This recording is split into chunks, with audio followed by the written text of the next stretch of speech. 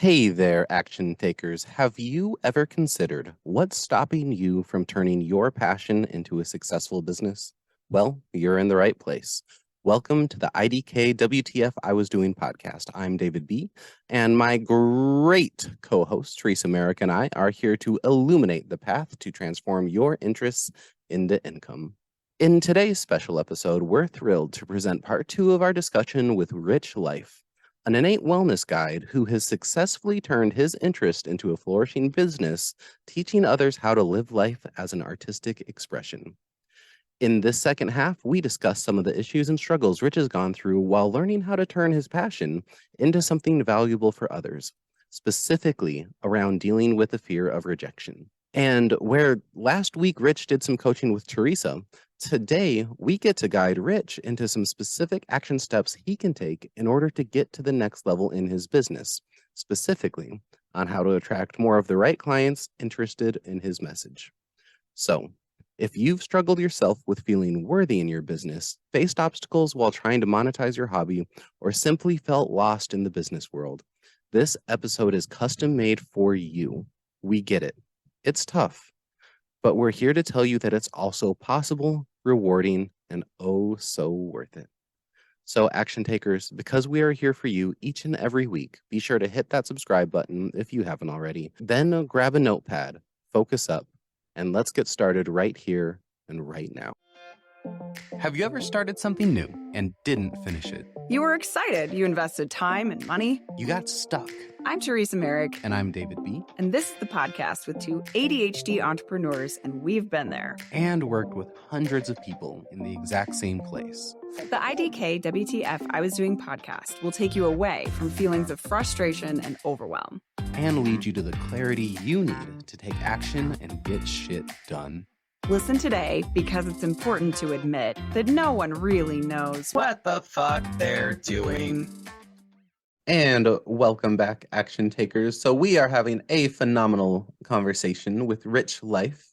And do you get asked, is that your real name a lot? Because I noticed in one of your last episodes, you're like, yes, it is my name. Do people ask you? That? Yeah, no, Facebook does not believe me. It says you can't have a fake name, and I'm like, no, I legally changed it. That's my real name. And yeah, a lot of people think that it's a pseudonym or a pen name. Yeah, that's funny. The other thing I do really like is that you call yourself an innate wellness guide as opposed to a coach. I think that's a great idea because I feel like the term coach has gotten so watered down and overused over the last, 7-8 years that it's almost a turnoff to people. Yeah. And I feel like a guide, especially an innate wellness guide, is it really tells the story of what you do because you're guiding people to that wellness, right?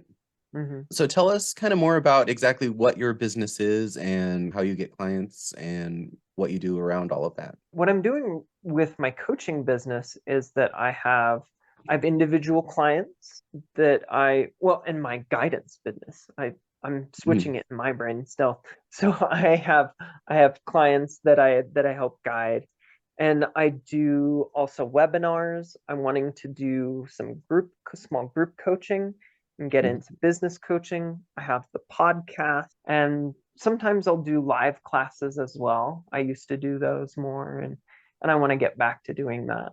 Absolutely. What are some of the things that are going well for you in your business? Yeah, I think that the more connections that you can have, the better. And when you start to open yourself up to that, like letting go of the fear as well, then you can start to connect genuinely with other people. Mm-hmm. And you start to find these communities. Like there's like a podcast community that I found online, and I'm like, oh my gosh, I never have known about this before. Mm-hmm. And when you find something that you're like, oh man, I wish I would have found that 10 years ago, you know that you're on the right track. Mm-hmm. Absolutely. Yeah, and there are so many places to connect. So I love when that happens, when you find like a group that you're like, this is perfect for exactly what I need right now. And I mean, it is easier with social media, but I think also with social media, sometimes, I've joined lots of groups, like on Facebook or what, and sometimes they're really great and sometimes they're not the right group. So when you find the ones that you're like, these are my people, I'm so happy here. Yeah. One of my favorite groups that I joined in kind of the beginning of that entrepreneurial journey was something called 1 Million Cups. And man, at least the Fort Collins group is phenomenal. We do pitches and there's so much great feedback, and I love just learning how they think. And I'm so glad that I found that group. And if you're not finding the right groups, heck, you can create your own. You're allowed to do that. Of course, there's a lot of probably judgment. Who am I to create the group? And so a part of it is learning to let go and see through that kind of thinking. Absolutely. Yeah, absolutely. We just did an interview all about what it is to be a group manager and how so many of us are group managers and we don't even know we are. Oh yeah. I'll give it a listen. Yeah. But yeah, we really talked about how being a community leader is the most important thing right now, and being a good, conscientious community leader, because so many people are seeking community and seeking the right people to have around them. But a lot of times when we start a group, we're not necessarily thinking of being a community leader. We're thinking of just trying to kind of like build our own network. And so she really dives into how to be the best like community leader to create a literal better future for all of us, which is really cool. And that's Venia Logan. I don't think I said her name, but Yeah. she was phenomenal. And yeah, because a lot of us do fall into that, or even if we're just very active in a group that we don't own or anything, like we're taking part of that group leadership, that group management. So yeah, I love that you said that though, Rich, because you're absolutely right. I mean, that's how Colorado Mastermind was born, right, David? Was you wanted a community. Yeah, absolutely. So yeah, we talked about what you're doing, some of the things that are going well for you. So what are some of the struggles that have come up in your business? Where are some areas you want to improve on? I'm still, of course, working through some of the fear. Like, and I think it's so cool for the listeners who are entrepreneurial minded to see that even people who are like, oh, I'm doing great, and you see them on social media and they still have that fear. It's a normal human emotion.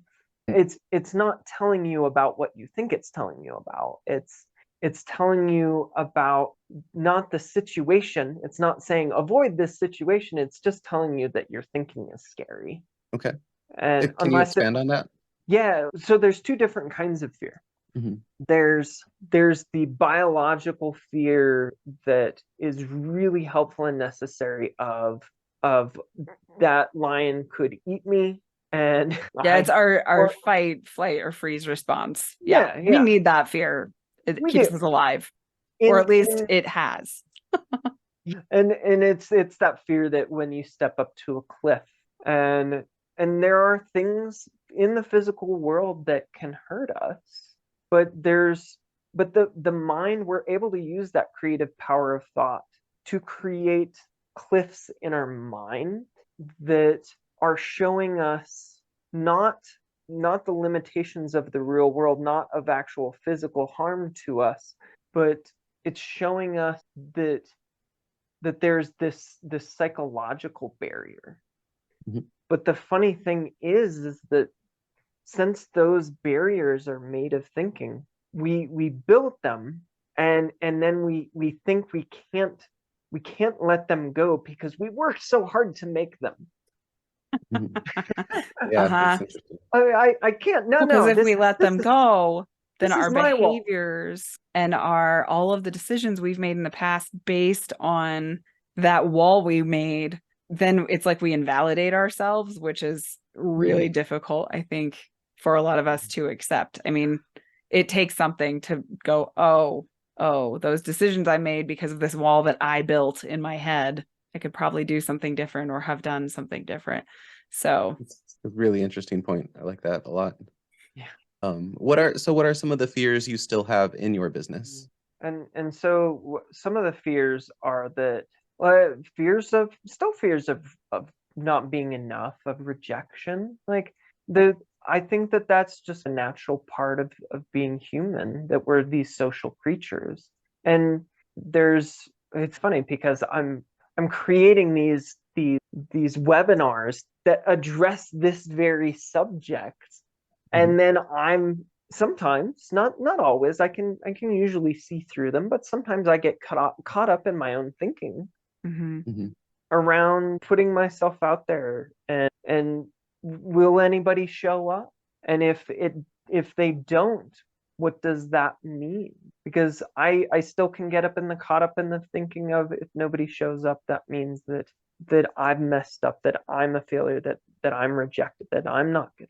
Well, I would want to ask you, so what impact does that have on you and your potential clients, the people that need you? What's the real impact there when you got that hesitation and that fear that is showing up? Yeah, it's huge. It's like I'm limiting myself. I'm limiting who I can be in my natural expression of my unique expression. And people can see that. They want to have that freedom. They don't want to be limited, even though they can create that comfort in that prison that they create themselves. It's almost like a habit that they're like, well, I've always been here. This is what I know. And then what's beyond it is unknown. And they think that they're afraid of that. But really, that's the space of creativity. That's the space. Joy can come from that space. And those prison bars are, the cool thing about them is because they're not physical, they're made of thought, that they can disappear. You can walk right through them, or you can smash your face in them and hurt. It depends on, I like to talk about like the Harry Potter and platform 9 3/4. And all of the muggles, they see the wall and they just pass right on by. But other people know, the people in the magical community know, that wall is something you can pass right through. Well, so where do you find yourself stopped? Like, does the fear stop you from doing things in your business that you think could make a bigger impact? I'm sure it does. I think that it stopped me for a really long time, where I was like, I think I had maybe 1 or 2 classes where I had maybe 1 or 2 people. And then I'm like, well, whatever. I'm gonna stop doing that. And I've gone back to it and shown up again and taken action, like you guys suggest, even with those fears, not in spite of them, but And that with is courageousness, it's not you can't have courage if you don't have fear. So being courageous is absolutely about doing it anyway, and doing it scared. That's good. And I think that there's still some fears that I can let go of. And I don't mean let go of, push away. Like I can let them come up and let them fall away. Yeah, there's a difference between shoving them away and releasing, like allowing them and releasing them. Yeah. So if fear wasn't an issue and you were able to completely, magically work through it, what would your ideal business look like 1 year from today? Ooh, 1 year. I would be a speaker. I would have, I will have a full coaching practice with a wait list of clients. I will have written books. I will have, and maybe there's an element too of just really not knowing of how it would show up, of really not knowing. If there's no fear, man, I could go in any direction, and it could show up in ways that I'm not even going to imagine, because it tends to do that. It's always different from what we imagine in our mind, because the mind, you can create it, but the mind and reality play by different rule sets. Absolutely. And so that's what I like to point to, is that these principles are the principles of the mind, and we confuse the principles of reality and the principles of the mind, and we get into trouble. That's why the wall looks so real to us, because there are brick walls in reality that we cannot smash through. But in the mind, it's made of thought. And so we can walk right through them like in Terminator. Absolutely. So what is the number one thing you think that Teresa and I could help you with? If we could wave a magic wand for you and get you to the next level that you know you could be at, what's something we could do? I think that I would like to explore client attraction and really speaking to other people's journeys in a way that they're like, yeah, that's me. I need to connect with this rich guy. Okay, absolutely. Yeah. Okay. Well, let's take one more really quick break, and then we're going to have a conversation about creating client attraction. We're going to make this so awesome for you. We're going to help you know what steps to take next to get you on this direction, on this path. Nice. Have you ever started something new that you were really excited about and invested time or money into, but after doing it for a while, you reach a point and you just feel like, I have no idea what the F I'm doing? There's that bubbling up of frustration because you're not quite as good as you thought you'd be, or it's nowhere near as easy as you expected. Then suddenly, a wave of guilt comes at the same time, and you don't really want to or feel like you can express this to anyone. Having a dream you want to accomplish can be very sad and isolating. It's lonely because visionaries tend to see the world the way that it could be instead of settling for the way the world currently is, like most people do. We believe this so deeply that we wrote a book with the exact 4 steps to help. This guide is designed to take you out of that feeling of frustration and overwhelm and lead you into the calmness and clarity that you need to reach the life that you know in your heart you're destined to have. If you've started a project or a goal but have stopped, gotten stuck, or are starting to feel burned out, this is 100% the book for you. Go to IDKWTFpodcast.com today and download your digital copy with the coupon code ACTION to get it on us, because we want to join you and be your supportive friends and partners throughout your journey. It's only free for a limited time if you use the code ACTION by going to our website, IDKWTFpodcast.com. Check it out today and let's get unstuck together. All right, we are coming back and we are going to hopefully wave a magic wand and help Rich accomplish his next steps and figure out which actions are going to be the most useful to take next. Yeah. And so, before that break, you had mentioned getting more kind of exposure and more clients is your biggest hurdle or the biggest next step that you would want to work on, right? Yeah, absolutely. What kind of things are you currently doing? So you have the podcast, you've got your webinars. What else are you doing to actively attract people into your business?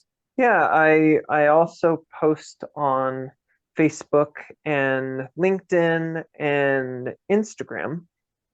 And then I like to go to different community networking events like the 1 Million Cups, and I'll also go to find and meet people at like different events. I went to like a Comic-Con and a holistic health fair. Good.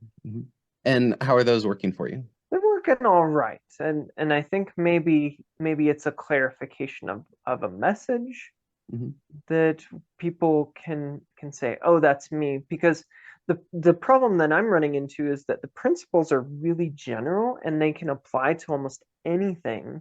And so if I know that they say you have to niche down, and maybe not, maybe that's not the case. But I think when it's powerful when you can tell somebody's story. Who is your ideal client? What's the ideal person to work with? Yeah, I want to work with someone who I'm like, this is everybody. Someone who has a lot of potential, who's holding themselves back. Someone I really love the entrepreneurial community. I really love the spiritual community, and that's probably something that I could clarify further too. I think when you figure out, because David asked the question I was going to ask right now, and that's really, but David and I have spent a lot of time too. It's who are we talking to when we're looking at creating content? Who am I making this content for? Who is that one person? Because it's not going to just be that one person who's listening. You're going to catch many more people in that net when you are just talking to one person, like your ideal person, like your dream client that you want to work with. Yeah. Yeah. Kind of the advice is always, if you're trying to talk to everyone, it's just that general watered down message, and it really doesn't hit with anyone, you know? And so if you're talking to a specific person, one of my favorite case studies is Tim Ferriss when he made the 4-Hour Workweek. And he literally wrote that book like to his friend. He was going to write it a different way. And then he was like, you know what, I'm just going to write this for my buddy to put this. And he was literally writing it to a specific person, and it blew up, you know, because it was so much more relatable than that general advice. Yeah. So yeah. And then especially once that's there, then that marketing online, when you're talking in Facebook groups, it becomes really clear for the person you're looking for that they are looking for you. Yeah. Because there's almost this ping, because we're searching for things that will help us move forward. And maybe some people aren't searching for that too, but we filter out so much. And knowing that is really something that's important to really stand out and speak to, oh, that's me. Oh, yeah. Well, and it'll come through in your messaging. If you're creating a reel or a TikTok or something, that's when we hear so many of them, we're, playing around on the internet, we're watching our little videos. And when something suddenly we're like, wait a minute, hold on, that sounds like me. Hold on, it sounds like something I need or that I'm interested in. So when you're talking to that one person, that's where you're going to catch their ears, and someone's going to go, wait, what did he just say? Hold on. I want to watch that video again real quick and really listen this time. So I think that when you narrow it down to your ideal client, it doesn't mean, like, for me, I'm a women's empowerment consultant. It doesn't mean I can't work with men. I can work with anybody. Do you have, you were talking about rebranding yourself as a guide. So do you have any sort of visual to go with that? Is there a guide out there that I could go download that gives me something tangible? I really like that, actually. Like, not just the guide as a person, but there's also like a guide of how to do something. Almost like a map. Yeah. And maps have come up. What you had said is it's not a 1, 2, 3. So, but I think you could still have something tangible that if people can go and they can download this cool free thing, like David says. Yeah. David, what's your cool free thing? Yeah. And so kind of with that, do you have a clear call to action? So you meet these people around, what's your call to action to get them to that next step with you? Yeah. And you don't want that to be too big. It's not sign up for a huge year-long coaching package with me, because then they're like, oh my gosh. But it's something little, but then moves them forward, like the next action, the next step. Yeah. Do you have anything like that set up, or what's your normal kind of go-to get people? Yeah, I created an online course that it was on creativity. Okay. So I created an online course, and maybe like offering an online course. I like books and I don't like PDFs as much. So I do want to create a book. It's pretty easy now, especially with ChatGPT. Oh yeah. Okay. No, actually, I was reading a book recently with Mike Michalowicz, and he was talking about systemization, and he talked about the airplane manual and just how simple it is. And I just had an insight.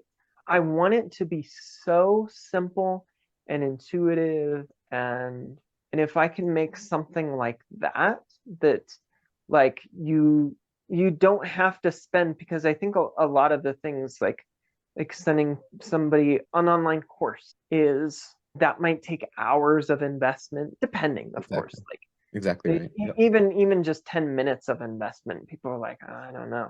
And then if you have something that's typed, like a guide that's typed, that could be like a huge investment in time. But like something that's super simple, and then you just really get and understand. Yeah, that's great. Yeah, because then it allows them to want to spend potentially the hours with you, learning from you, listening to your podcast, eventually hiring you to guide them. Yeah. Okay. So I think that's a really good next step for me. I'm going to create, and I love to make these things. I'm going to create on Canva a little airplane flyer, maybe 2 pages with pictures and instructions on. It'll talk about like how you can use your feelings as a guide, and I like that idea. Yeah, that's a great idea.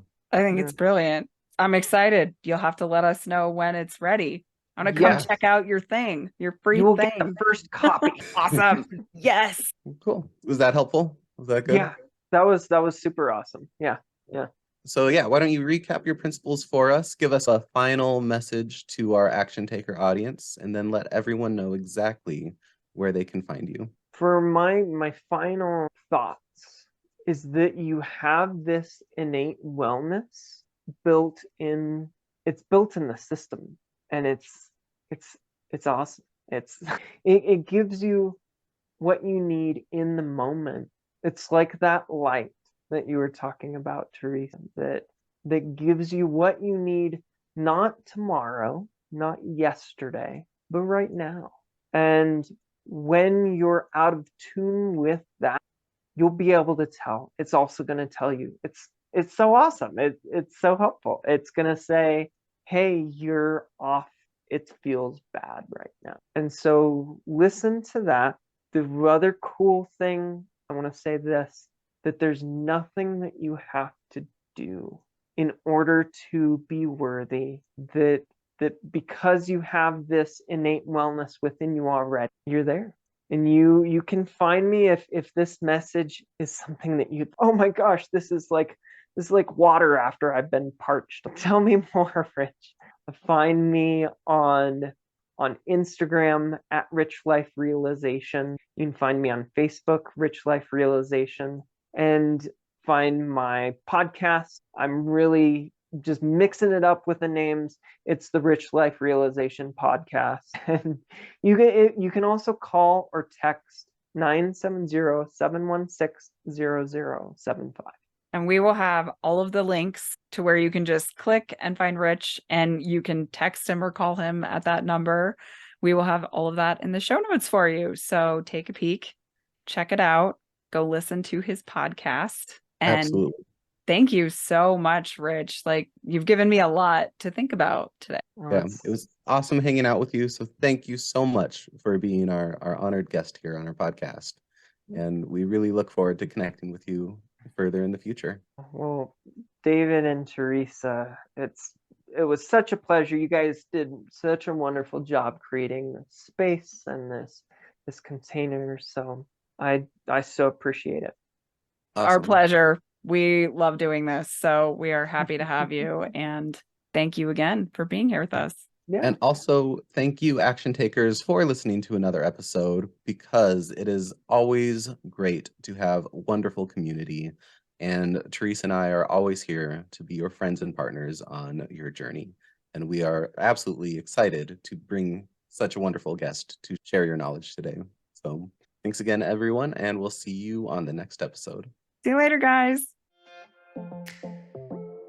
Thank you for listening. This has been the conclusion of our 2-part series. And hey, congrats for making it here. If you didn't happen to catch part 1, just go back to the previous episode to get the full story. It was a really good one. If you enjoyed today's conversation, please consider liking, subscribing, and or reviewing us on wherever you listen to your podcasts. Also, if there's someone you know who clearly doesn't know what the fuck they're doing and would benefit from this topic, please hit that share button and send them this episode. Let's normalize the feeling of uncertainty. Asking for help and admitting that we don't know What the fuck we're doing either.